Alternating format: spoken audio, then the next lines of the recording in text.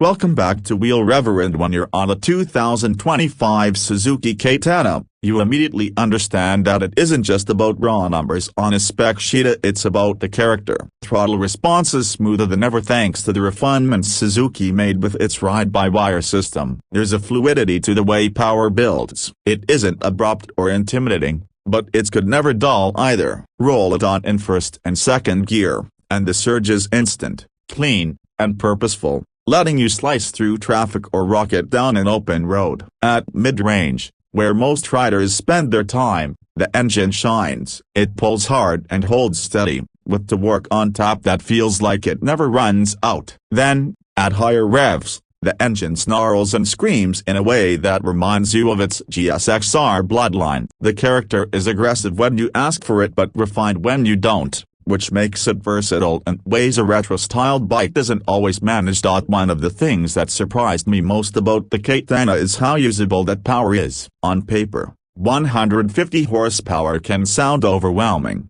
but Suzuki's electronic aids ensure it never feels out of control. Traction control in particular is an unsung hero. On dry tarmac, you barely notice it's working, but in the wet or when cornering hard on less than perfect roads, it quietly steps in to keep you planted. This isn't the kind of traction control that neuters the phone up, it's the kind that gives you confidence to push further. Pair that with the quick shifter and you've got the bike that feels alive under you, yet never unruly. Upshifts are lightning fast, and clutch-less downshifts are addictive, especially with that slipper clutch smoothing things out. Together, it creates a seamless riding rhythm that's just plain satisfying. Design-wise, the Katana is a piece of rolling art. Suzuki didn't just slap retro cues on a modern Naked, they reimagined the original Katana silhouette with boldness. The square-cut headlight framed by a compact fairing pays homage to the 80s, while the aggressive tank lines and compact tail scream modern sport bike. It's a combination that stands out in a sea of cookie-cutters Naked bikes. The proportions feel tight, muscular, and intentional,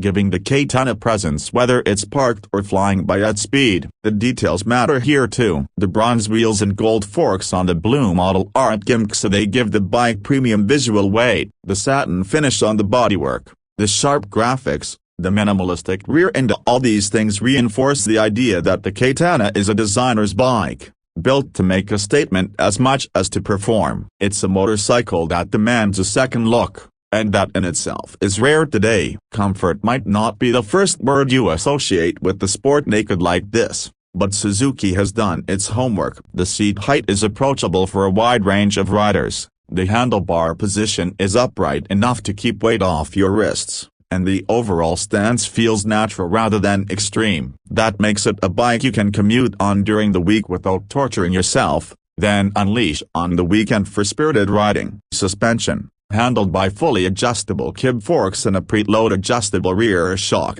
strikes a solid balance between sporty stiffness and everyday compliance. It soaks up rougher surfaces without ever feeling wallowy, yet firms up nicely when you push harder in corners. Braking is equally confidence-inspiring, with Brembo radial calipers biting into twin discs up front. They deliver plenty of stopping power with predictable feedback, which is exactly what you want when managing a Elite-class machine. The dashboard experience deserves a mention. While not as flashy as full-color TFT screens seen on some rivals, the Katana's LCD unit is crisp, easy to read, and styled uniquely for this bike. It feels like a deliberate choice to maintain a slightly retro-inspired aesthetic without compromising functionality. All the critical info is there at a glance, and navigating through riding modes or settings is straightforward. In an age where menus can feel overly complex, Suzuki kept things simple, and I appreciate that. Now,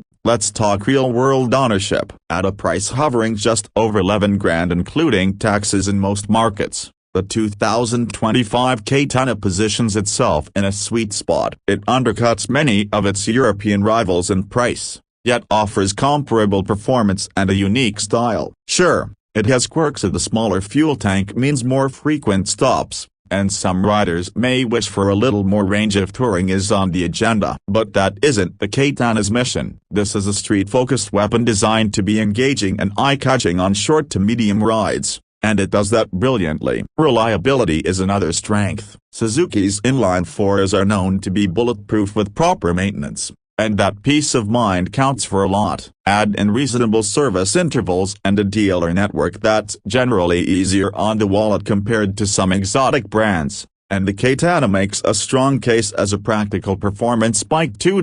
What seals the deal for me is the sense of identity the 2025 Katana has. Too many motorcycles today chase trends, blending into one another with similar silhouettes and features. The Katana doesn't. It's proud of its heritage while confidently stepping into the present. It appeals to riders who value individuality, who want a machine that stands out at bike nights and garners questions at every fuel stop. It's for the rider who wants something visceral but not unrefined, stylish but not impractical. You don't just buy a Katana, you buy into its story, its attitude, its presence. That, to me, is what makes it such an exciting addition to Suzuki's lineup in 2025.